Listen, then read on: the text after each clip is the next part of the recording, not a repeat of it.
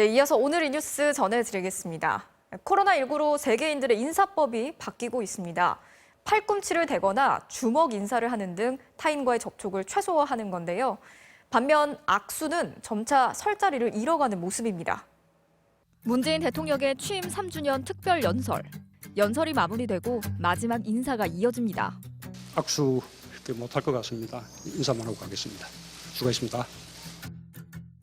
꾸벅 허리를 숙여 인사하는데요. 악수는 없었습니다. 역사적인 국교 회복을 상징하고 기싸움을 대신하기도 했던 악수가 코로나19로 사라지는 분위기입니다. 이런 악수 퇴출, 전염 우려 때문인데요. Just forget about shaking hands. It's really one of the major ways that you can transmit a respiratory. 덕분에 악수보다 신체 접촉이 큰 전통 인사법은 금지되고 대한 인사법도 등장했습니다. 중국 저장성 취저우시는 두 손을 앞으로 모으고 고개를 숙이는 중국의 전통 인사법인 공수법을 제안했고요.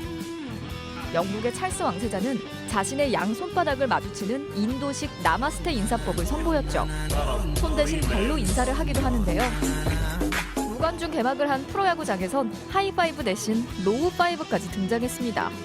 이탈리아의 한 극우 정치인은 오른팔을 높이 들어올려 인사하자고 제안했다가 파시스트식이라는 비판을 받았고 두 팔을 엇갈려 스스로 감싸는 동작을 취하라는 멕시코 차관의 귀여운 인사법도 화제가 되고 있습니다.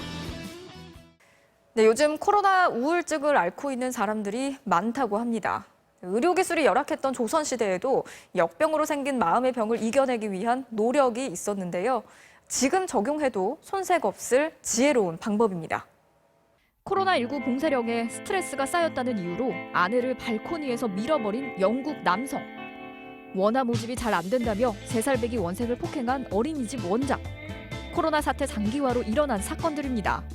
코로나 스트레스로 서울 시민의 15%는 즉각 도움이 필요하고 80%는 지속적인 관찰이 필요하다는 조사 결과도 있었습니다. 걱정과 무서움, 내가 할 수 있는 일이 없다는 무력감, 부정적인 감정이 큰 겁니다. 옛날 어린이들은 호환, 마마 가장 무서운 재앙이었으나 조선시대에도 천연두, 홍역 등 역병이 창궐할 때마다 많은 사람들이 속수무책으로 죽어나갔고 두려움으로 마음의 병이 심각했는데요. 어떻게 극복했을까요? 백성들은 위협의 대상이었던 질병을 호구신이라며 신으로 받들어 전염병의 공포를 이겨내려 했습니다. 또 약자에 대한 보호와 공동체 의식으로 전염병 공포를 극복했습니다. 전염병으로 버려진 아이들에 대한 긴급 구호 명령인 자율 전칙. 여유가 있는 양반들은 전염병 환자들을 집으로 들여 돌보기도 했습니다.